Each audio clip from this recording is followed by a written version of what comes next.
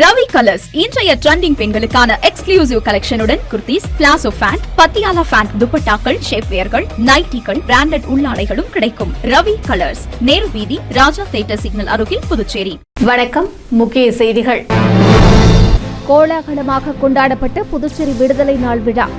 தேசிய கொடியேற்றி பல்வேறு துறைகளின் அணிவகுப்பு மரியாதையை ஏற்றுக்கொண்டார் முதலமைச்சர் ரங்கசாமி. நகராட்சி மற்றும் கொம்யூன் பஞ்சாயத்து ஊழியர்களுக்கான நிலுவைத் தொகை அரசாணை முதலமைச்சர் ரங்கசாமி வெளியிட்டார். மாஹேவில் கொண்டாடப்பட்ட புதுச்சேரி விடுதலை நாள் விழா. வேளாண் துறை அமைச்சர் பங்கேற்று தேசிய கொடியேற்றி சிறப்புரை. ஆன்லைனில் கார் வாங்க ஆசைப்பட்டு 11,85,000 ரூபாய் இழந்த தனியார் நிறுவன அதிகாரி. சைபர் கிரைம் காவல்துறையினர் தீவிர விசாரணை. நம்ம பாண்டிச்சேரிக்கு ரிலையன்ஸ் ஃபேஷன் வேர்ல்ட் வந்தாச்சு. குவாலிட்டியான பிராண்டட் ஆடைகள் கம்மியான விலையில. எங்க தெரியுமா? அண்ணா சாலை ரத்னா தியேட்டர் பக்கத்துல இருக்க நம்ம ரிலையன்ஸ் ஃபேஷன் வேர்ல்ட் தான். இங்க கலெக்ஷன்ஸ் எல்லாமே ட்ரெண்டுக்கு ஏத்த மாதிரி இருக்கு. இப்போ தீபாவளி மற்றும் ஓபனிங் ஆஃபரா 1999 ரூபாய்க்கு மேல பர்ச்சேஸ் பண்ற அனைவருக்கும் Cello brand dinner set, John Players duffel bag மற்றும் அமெரிக்கன் டூரிஸ்டர் ட்ராலி பேக் போன்ற பரிசுகளும் இருக்கு. Reliance fashion world, number 460, Anna Salai, Ratna theatre அருகில், புதுச்சேரி. இனி விரிவான செய்திகள். புதுச்சேரியில் விடுதலை நாள் விழா கோலாகலமாக கொண்டாடப்பட்ட நிலையில் முதலமைச்சர் ரங்கசாமி தேசிய கொடி ஏற்றி வைத்து காவல்துறையின் அணிவகுப்பு மரியாதையை ஏற்றுக்கொண்டார். 1947ஆம் ஆண்டு ஆங்கிலேயர்கள் இந்தியாவிற்கு விடுதலை அளித்தனர். ஆனால் புதுச்சேரி மட்டும் தொடர்ந்து பிரெஞ்சுக்காரர்கள் கட்டுப்பாட்டில் இருந்தது. இந்நிலையில் பிரெஞ்சுக்காரர்கள் நாட்டை விட்டு வெளியேற வேண்டுமென்று புதுச்சேரி இந்தியா போராட்ட வீரர்கள் தொடர் போராட்டங்களில் ஈடுபட்டு வந்தனர். போராட்டங்கள் தீவிரமானதால் அப்போதைய இந்திய பிரதமர் ஜவஹர்லால் நேரு பிரெஞ்சு அரசாங்கத்திடம் புதுச்சேரி விடுதலை குறித்து பேசினார். புதுச்சேரி மக்கள் விருப்பப்பட்டால் தாங்கள் வெளியேறுவதாக பிரெஞ்சு அரசாங்கம் அறிவித்ததை அடுத்து வாக்கெடுப்பு நடத்த முடிவு செய்யப்பட்டது. அப்போது புதுச்சேரி இந்திய போராட்ட வீரர்கள் நெட்டப்பாக்கத்தை தலைமையிடமாக கொண்டு இயங்கி வந்ததால் அருகில் இருந்த கீழூர் கிராமம் வாக்கெடுப்புக்கான இடமாக தேர்வு செய்யப்பட்டது.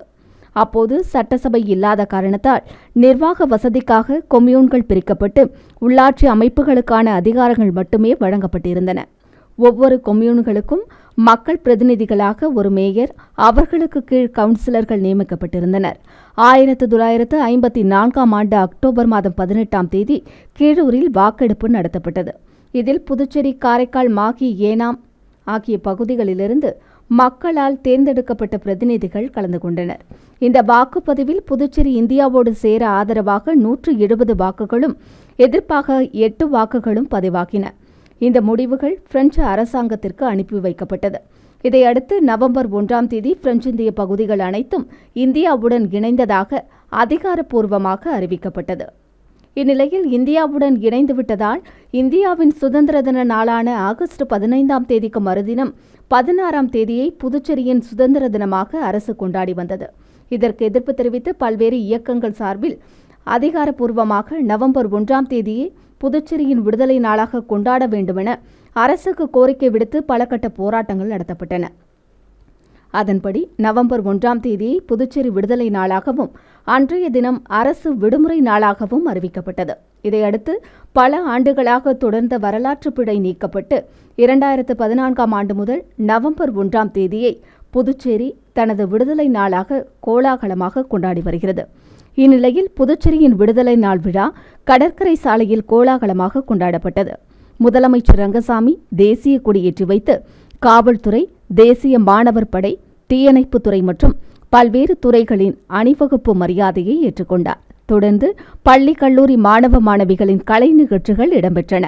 விடுதலை நாள் விழாவில் சபாநாயகர் ஏம்பலம் செல்வம், துணை சபாநாயகர் ராஜவேலு, அரசு கொறடா ஏகேடி ஆறுமுகம், சட்டமன்ற உறுப்பினர்கள், தலைமைச் செயலர் சரத் சவுகான், மாவட்ட ஆட்சியர் மற்றும் அரசு துறை அதிகாரிகள் பலர் கலந்து கொண்டனர். ஆயுதப்படை பிரிவினர், ஆர்ம்ட் போலீஸ்,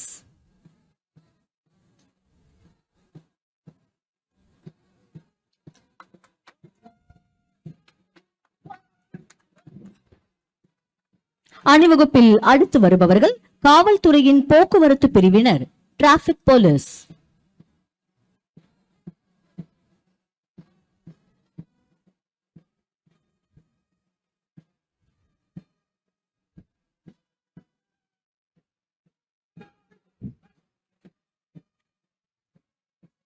அணிவகுப்பில் அடுத்து வருபவர்கள் காவல் படை பிரிவு ஆண்கள் அணியினர், சிவில் போலீஸ் மென்.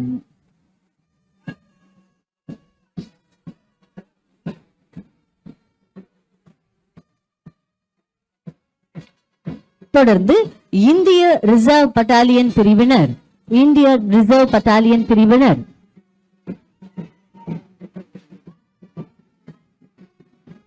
பெண்கள்.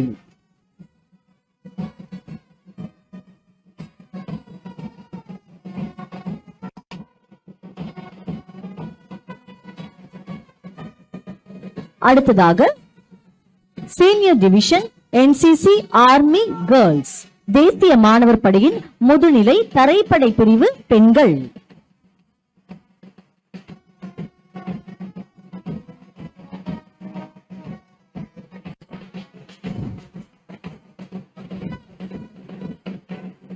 படைப்பிரிவினர்களை தொடர்ந்து அடுத்ததாக பள்ளி மாணவ மாணவியர் வருகை புரிந்து கொண்டிருக்கின்றார்கள். துவக்கமாக வஉசி அரசு ஆண்கள் மேல்நிலைப் பள்ளி மாணவர்கள், VOC government boys higher secondary school, Puducherry.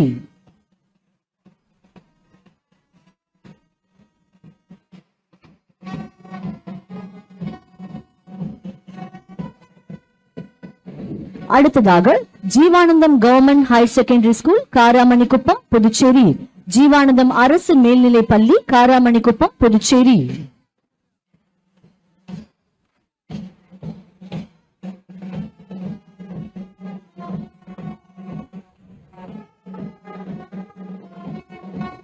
தொடர்பவர்கள் Subramaniya Bharathiyar அரசு பெண்கள் மேல்நிலைப் பள்ளி மாணவியர், Subramania Bharathiyar government girls higher secondary school, Puducherry.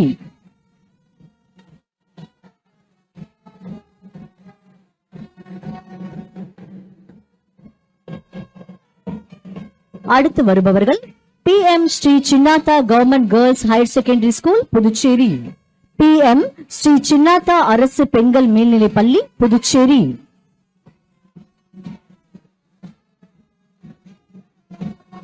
நகராட்சி மற்றும் கொம்யூன் பஞ்சாயத்து ஊழியர்களுக்கு 33 மாத நிலுவைத் தொகைக்கான அரசாணையை முதலமைச்சர் ரங்கசாமி வெளியிட்டார்.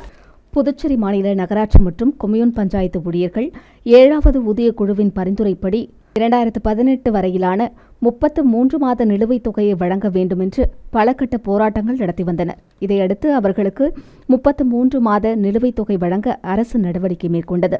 இந்நிலையில் நிலுவைத் தொகைக்கான அரசாணை வழங்கும் நிகழ்ச்சி சட்டசபை வளாகத்தில் நடைபெற்றது. முதலமைச்சர் ரங்கசாமி கலந்து கொண்டு அரசாணைகளை வழங்கினார். நிகழ்ச்சியில் சபாநாயகர் ஏம்பலம் செல்வம், உள்ளாட்சித்துறை செயலர் கேசவன், இயக்குநர் சக்திவேல், துணை இயக்குநர் சவுந்தரராஜன் மற்றும் அதிகாரிகள் பலர் கலந்து கொண்டனர்.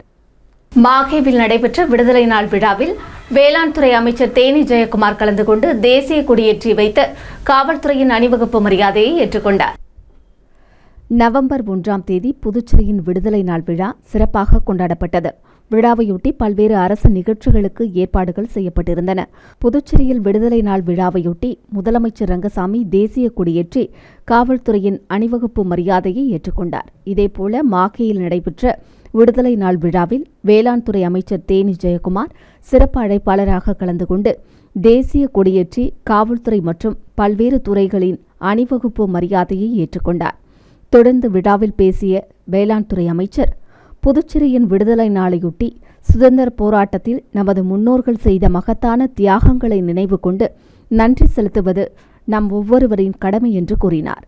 புதுச்சேரியின் விடுதலைக்காக போராடிய அனைத்து சுதந்திர போராட்ட வீரர்களுக்கு தனது நன்றிகளையும் வணக்கங்களையும் தெரிவித்துக் கொண்ட அவர், மாஹே பகுதியில் அரசு சார்பில் மேற்கொள்ளப்பட்ட வளர்ச்சிப் பணிகள் குறித்து விளக்கி பேசினார். பொதுப்பணித்துறை மூலம் சாலை பணிகள் சிறப்பாக மேற்கொள்ளப்பட்டுள்ளதாக கூறிய அவர், அரசு பொது மருத்துவமனைக்கு 1,20,00,000 மதிப்பில் சமையலறை பிரிவு கட்டும் பணிகள் மேற்கொள்ளப்பட்டு முடிக்கப்பட்டுள்ளதாகவும் கூறினார்.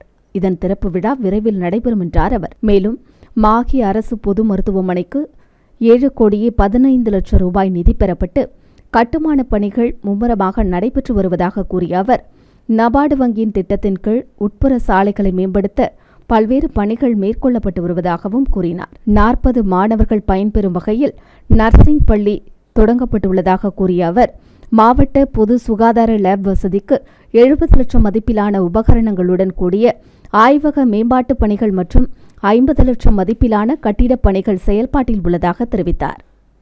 மேலும் மீன்வளத்துறை மூலம் மாஹி மண்டல மீனவர்களின் நலனுக்காக பல்வேறு திட்டங்கள் செயல்படுத்தப்பட்டு வருவதாக கூறிய அவர், முதியோர் ஓய்வூதியம், மீன்பிடி தடைக்கால நிவாரண உதவி, ஓய்வூதியம் பெறும் குடும்பங்களுக்கு இறந்தவர்களின் ஈமசடங்கு செலவுகள் வழங்குதல் போன்ற திட்டங்களுக்காக 2,55 லட்சம் பயன்படுத்தப்பட்டுள்ளதாகவும் கூறினார். மேலும் கர்மவீரர் காமராஜர் திட்டத்தின் கீழ் அரசு பள்ளிகளில் பயிலும் மாணவர்களுக்கு இலவச மிதிவண்டிகள் வழங்கப்பட்டுள்ளதாகவும், மாற்றுத்திறனாளிகளுக்கு ஓய்வூதியமாக 16,40,000 ரூபாய் ஒவ்வொரு மாதமும் செலவிடப்பட்டுள்ளதாகவும் கூறினார். முதலமைச்சர் ரங்கசாமி தலைமையிலான ஆட்சியில் மக்களுக்கு பல்வேறு நலத்திட்ட உதவிகள் வழங்கப்பட்டுள்ளதாகவும், அறிவிக்கப்பட்ட அனைத்து திட்டங்களும் செயல்படுத்தப்பட்டுள்ளதாக கூறிய வேளாண் துறை அமைச்சர், வரும் ஆண்டுகளில் அனைத்து விதமான வளர்ச்சிப் பணிகளும் திட்டங்களும் சிறப்பாக செயல்படுத்தப்படும் என்று கூறி மாஹி மக்களுக்கு விடுதலை நாள் வாழ்த்துக்களை தெரிவித்துக் கொண்டார்.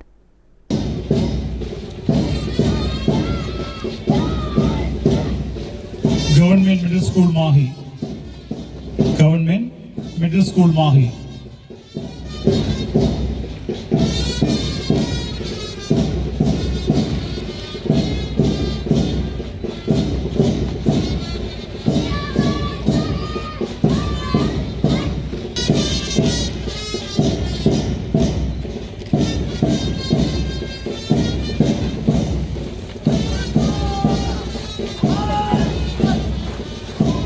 Excel Public School, Chalakara.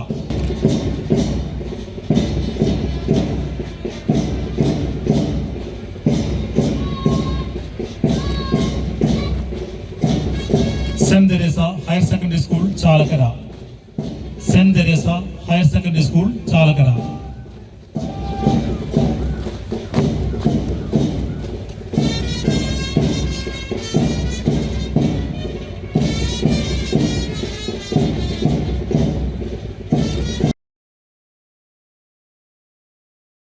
ஆன்லைனில் கார் வாங்க ஆசைப்பட்டு 11,85,000 ரூபாய் இழந்தவர் புகாரின் அடிப்படையில் சைபர் கிரைம் காவல்துறையினர் விசாரணை மேற்கொண்டு வருகின்றனர்.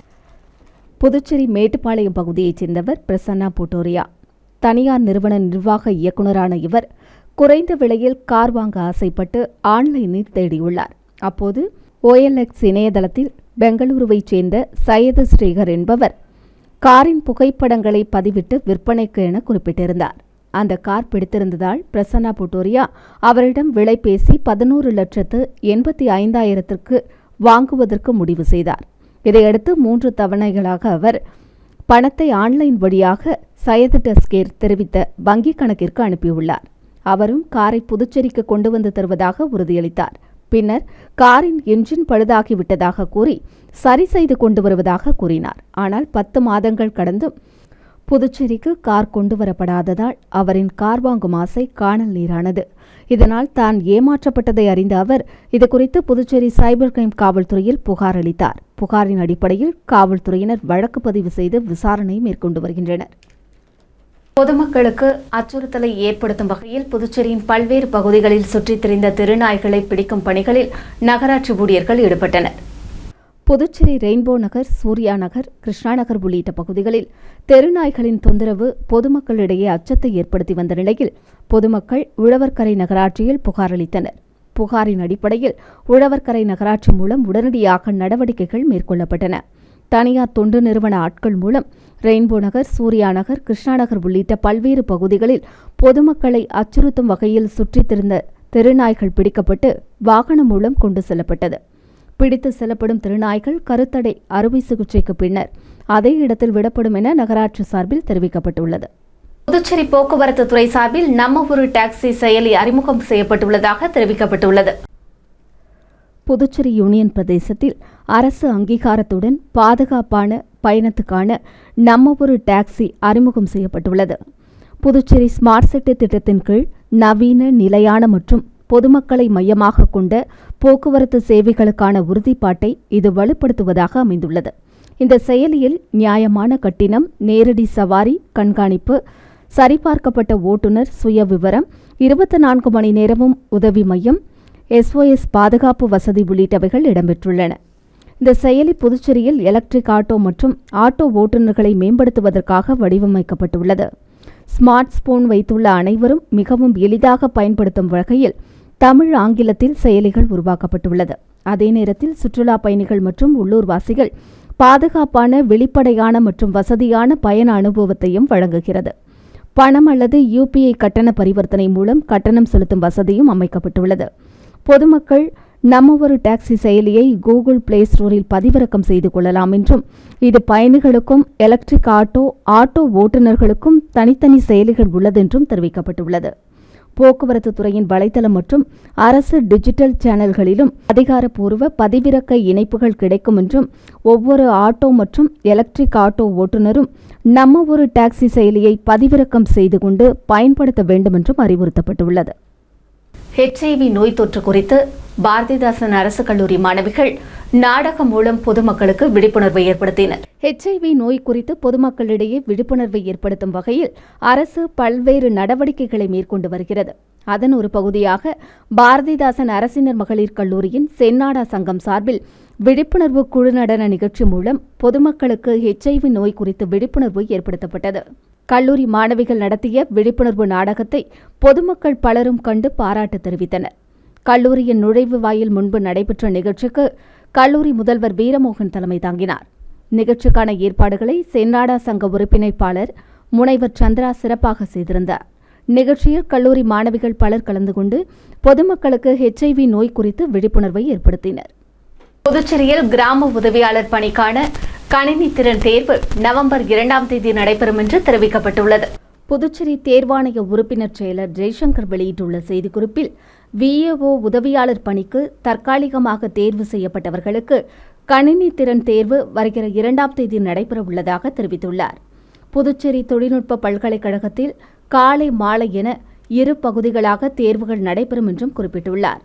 MDS பதவிக்கு மட்டும் விண்ணப்பித்தவர்கள் இந்த தேர்வில் பங்கேற்க தேவையில்லை என்று கூறியுள்ள அவர், தேர்வு தொடர்பான வழிமுறைகள் அரசு ஆட்சேர்ப்பு இணையதளத்தில் தெரிவிக்கப்பட்டுள்ளதாகவும் குறிப்பிட்டுள்ளார். அடுத்து வருவது புதுவையின் இன்றைய தங்கம் மற்றும் வெள்ளி விலை நிலவரம். இன்றைய தங்கம் வெள்ளி விலை விவரம். புதுவையில் இன்றைய தங்கம் வெள்ளி விலை விவரம் வழங்குபவர்கள் முத்து கோல்ட் ஹவுஸ், பாண்டிச்சேரி. தங்கம் 1 கிராம் 11,275 ரூபாய். இன்றைய தங்கம் வெள்ளி விலை விவரம். வெள்ளி 10 கிராம் 1,630 ரூபாய். இத்துடன் AMN செய்திகள் நிறைவடைந்தன. வணக்கம். புதுச்சேரி உங்கள் AMN TV செய்திகளை யூடியூபில் உடனுக்குடன் காண AMN TV பாண்டிச்சேரி சேனலை சப்ஸ்கிரைப் செய்யுங்கள். பெல் பட்டனை மறக்காமல் கிளிக் செய்யுங்கள்.